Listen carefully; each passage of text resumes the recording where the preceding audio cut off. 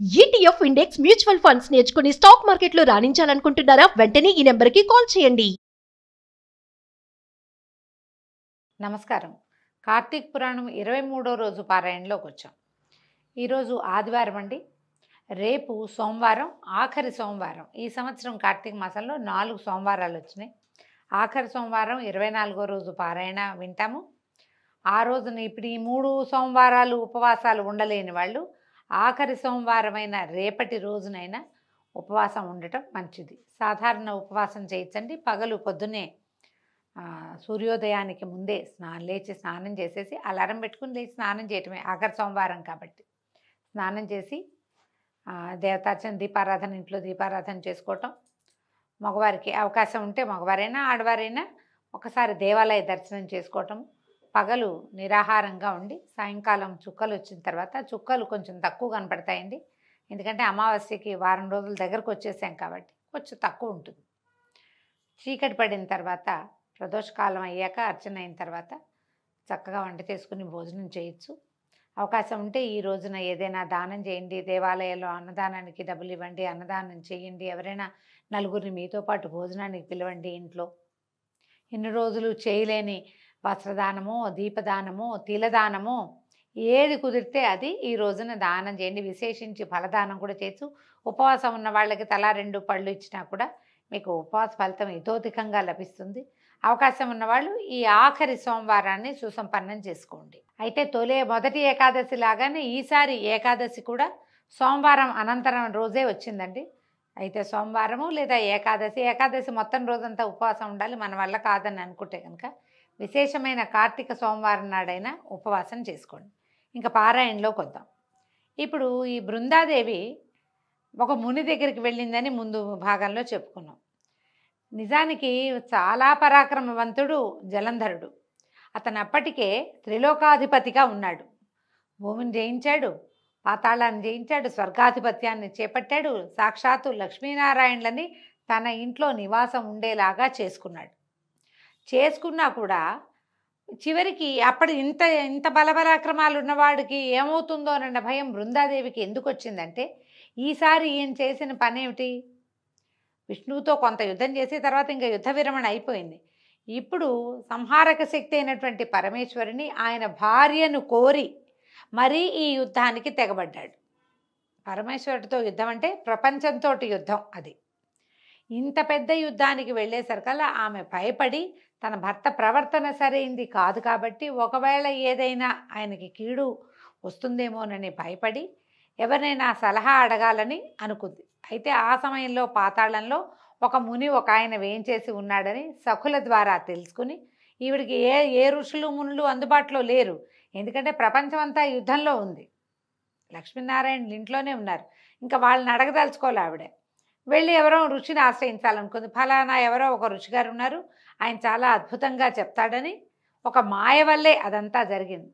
ఆ విష్ణువు యొక్క మాయోపాయంతో ఈవిడ ఆ మునిగారిని చూడ్డానికి వెళ్ళింది. వెళ్తే అదొక దట్టమైన అడవి ప్రాంతం, ఇంచుమించుగా ఒక ఉద్యానవనంలాగా ఉన్నది, కేళీవనంలాగా ఉంది. అక్కడికి వెళ్ళేసరికి ఆ ఋషి ఒక ఆయన చక్కగా అక్కడ తపస్సు చేసుకుంటూ, మనోహరమైన స్వరూపం కలిగిన ఋషి తపస్సు చేసుకుంటున్నాడు. ఈమె పోయి ఆయన దగ్గరికి వెళ్ళి చెప్పింది, నేను జలంధరుని భార్య అయిన బృందని, కాలనేమి నా తండ్రి, నా భర్త పరమేశ్వరుడితోటి యుద్ధం చేస్తున్నాడు, సమస్త దేవగణాలు, తర్వాత నందీశ్వర, విఘ్నేశ్వర, సుబ్రహ్మణ్యేశ్వర గణాలు కూడా ప్రమథగణాలతో కలిసి నా భర్తతోటి యుద్ధం చేస్తున్నాయి.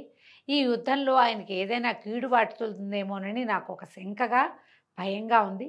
ఎప్పుడూ లేనిది కళ్ళు అదురుతున్నాయి, భయం వేస్తుంది, చేతిలో వస్తువులు పడిపోతున్నాయి, ఏదైనా భర్తకి ఆపత్త వస్తుందేమోనని, విపత్తి కలుగుతుందేమోనన్న శంకతోటి నిన్ను ఆశ్రయించాను, నాకు ఏదైనా చెప్పు, నా భర్త ఎలా ఉన్నాడో నేను తెలుసుకోలేకపోతున్నాను అని అడిగేసరికల్లా ఈయన ఏం చేశాడు, ఈయన సరే నేను నీకు చెప్తానని ఆకాశం వైపు చూసేట. ఆకాశం వైపు చూస్తే ఆకాశం వైపు నుంచి 2 వానరులు వచ్చారు, 2 కోతులు వచ్చినాయన్నమాట. ఈ వచ్చిన వానరులతోటి ఈయన ఒక ఆజ్ఞాపించాడు, కనుబొమ్మలతోటి యుద్ధానికి వెళ్ళి అక్కడ పరిస్థితి ఏంటో తెలుసుకో, జలంధరుడి స్థితి ఏమిటో తెలుసుకోండి అని కంటితోటే, నోటి వాక్యాలతోటి కాదు, కంటితోటే ఆజ్ఞాపించాడు. ఈ ఆజ్ఞాపించబడిన ఈ 2 కోతులు ఆకాశానికి ఎగిరిపోయినాయి. ఆయన కూర్చున్నాడు. ఆయన కేసే చూస్తూ పరమభక్తితోటి బృందాదేవి కూడా ఆయన సన్నిధానంలో కూర్చుండిపోయింది. అయితే కాసేపటికి ఆ కోతులు 2 తెగవేయబడిన జలంధరుడి చేతులు, మొండెము, తల తెచ్చి అక్కడ పెట్టేయట. మొండెం కనపడుతోంది, తల కనపడుతోంది, 2 చేతులు నరికేసున్నాయి, తల నరికేస్తుంది. ఈ 3 అవయవాల్ని తీసుకొచ్చే శరీరాన్ని మోసుకొచ్చేసినాయి.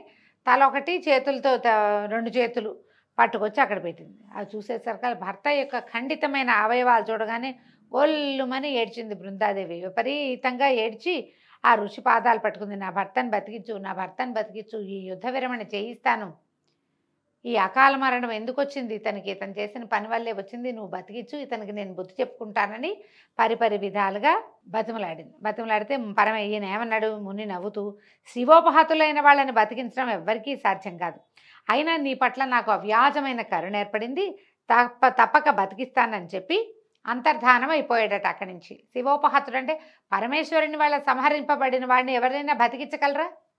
నా వల్ల కాదు, కానీ నువ్వు చాలా భక్తురాలివి, చాలా చక్కటి దానివి, నువ్వు ఎంతో బాగా భర్తను గురించి కనుక్కోవాలని అనుకుంటున్నావు, అందుకని నీ మీద నాకు ఎంతో ప్రీతి కరుణ కుదిరినాయి, కాబట్టి బతికిస్తానని ఆయన మాయమైపోయాడు. ఆయన మాయమైపోయిన మరుక్షణము ఈ ముక్కలు చెక్కలుగా పడి ఉన్నటువంటి జలంధరుడి అవయవాలన్నీ అతుక్కుపోయి పునర్జీవితుడైపోయాడు, బతికి లేచి వచ్చేసాడు. ఈ ఖిన్నురాలుగా పరమ దుఃఖంతో నెత్తి మీద చేతులు పెట్టుకుని కూర్చున్న బృందని కౌగులించుకుని ఆమె ముఖాన్ని పదే పదే ముద్దాడట.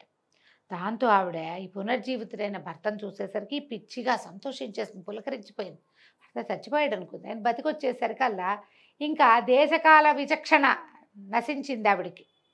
ఇది ఒక ఋష్యాశ్రమానికి వచ్చాం, ఒక ఋషి ఇక్కడ ఉన్నాడు, ఆయనే ఇతన్ని బతికించాడు, ఆ ధ్యాస కలగల ఆమెకి.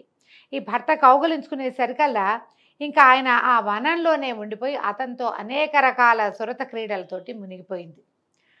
అయితే ఈ మనోహరుడు చనిపోయాడు అనుకున్నవాడు బతికొచ్చేసరికల్లా ఈ పిచ్చి సంతోషంలో ఈ తనతో కలిసిన వాడు భర్త కాడని ఆమె గ్రహించల.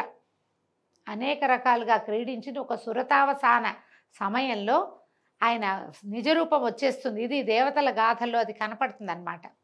కళ్ళు మూసుకుని ఉన్న ఆమె కళ్ళు తెరిచి తన మీద ఉన్నవాడు, తనతోటి కలిసి ఉన్నవాడు తన భర్త కాదని, శ్రీమన్నారాయణుడని తెలుసుకునేసరికల్లా వెంటనే ఏం చేసింది, ఆమె లేచేసి అతన్ని బయటికి తోసేసి తన భర్త వేషంలో ఉండి తనని నమ్మించి తన పాతివ్రత్యాన్ని మంటగలిపినవాడు ఈ రాక్షసాంతకుడైన హరిగా మాధవుడిగా తెలుసుకుని పెద్దగా కేకలు పెట్టి అరిచి పోట్లాడింది. ఏమంది, ఓ విష్ణుమూర్తి, పరస్త్రీగామివై చరించిన నీ ప్రవర్తన నిందింపబడుగాక, నీ మాయతో పూర్వంగా వచ్చిన వాళ్ళ వానరులిద్దరూ రాక్షసులై జన్మించి నీ చేత నీ భార్యనే హరించెదరుగాక. నువ్వు భార్యావియోగ దుఃఖితుడివై నీ శిష్యుడైన, అప్పటికి ఈయన పక్కన శిష్యుడు ఒకడున్నాడు, ఈ ముని పక్కన ఆదిశేషువే శిష్యుడుగా ఉన్నట్టు అక్కడ, ఆదిశేషునితో సహితుడివై అడవులలో పడి తిరుగుతూ వానర సహాయమే గతి అయిన వాడివి అగుదువుగాక అని శపించేసింది. భీషణంగా అరిచి కేకలు పెట్టింది, తిట్టింది.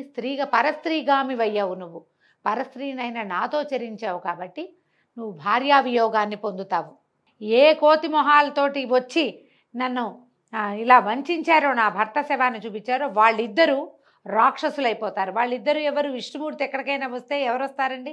ఆయన వెనకాల పడి వచ్చేవాళ్ళు ఎప్పుడు అయితే గరుత్మంతుడు, జయ విజయులు ఆయన పార్షదులైన వాళ్ళు, లేదా ఆయన పడుకుని శయ్యగా ఉండేటువంటి ఆదిశేషువు.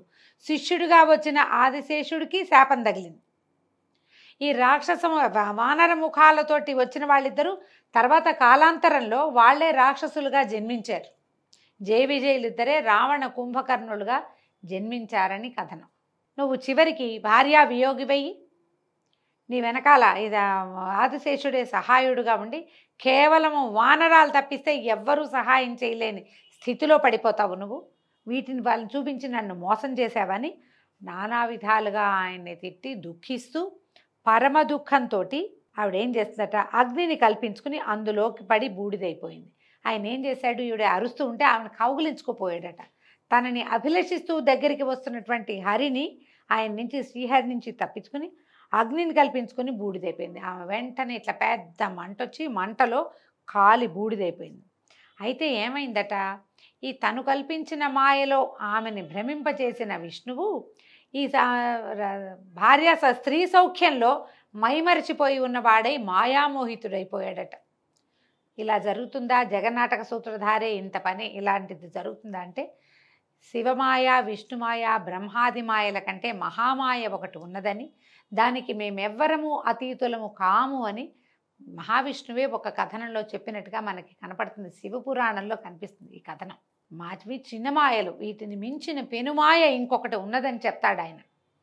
విష్ణుమాయ కంటే అతీతమైనటువంటి పరమేశ్వరి మాయకి లోబడిపోయి ఆయన విపరీతంగా దుఃఖాన్ని పొందాడట. ఈ తాను కోరుకుంటున్న స్త్రీ బూడిదైపోయేసరికల్లా ఆ బూడిదని, ఆ చితాభస్మాన్ని ఒంటికి పూసుకుని ఆమె కోసమే దుఃఖించడం మొదలుపెట్టాడు. తానెవరన్నది ఒక్క క్షణం పాటు మర్చిపోయాడట మహావిష్ణువు కూడా.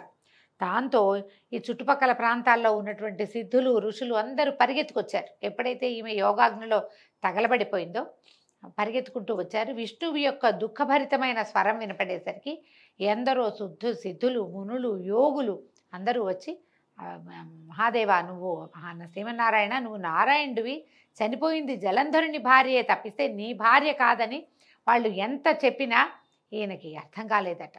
ఈ బృందా మరణ మాయలో చిక్కుకుపోయి ఉన్నాడు ఆయన. శాంతిని పొందలేకపోయాడు. అశాంతితో అల్లాడిపోతున్నాడట ఆయన. అలా నడుచుకుంటూ వెళ్ళిపోతున్నాడు. దుఃఖంతో ఏడుస్తూ ఆమె చితాభస్మాన్ని ఇలా గుప్పెళ్లతో పట్టుకుని ఉన్నాడట. దాన్ని గుండెలకి, ఒంటికి రాసుకుంటూ ఎక్కడికో నడిచి వెళ్ళిపోతున్నాడు. ఈ మహామాయ మోహంలో మునిగిపోయినటువంటి ఈ విష్ణుమూర్తిని ఎలా స్వమామూలు లోకాలకి తెచ్చారో, బ్రహ్మాది దేవతలు ఏ ప్రణాళికని రచించారో మనం వచ్చే భాగంలో తెలుసుకుందామండి. ఈ రోజుతో 23వ రోజు పారాయణ పూర్తయింది. మళ్ళీ రేపు ఉదయం సోమవారం నాడు 24వ రోజు పారాయణతోటి కలుసుకుందాం. నమస్కారం.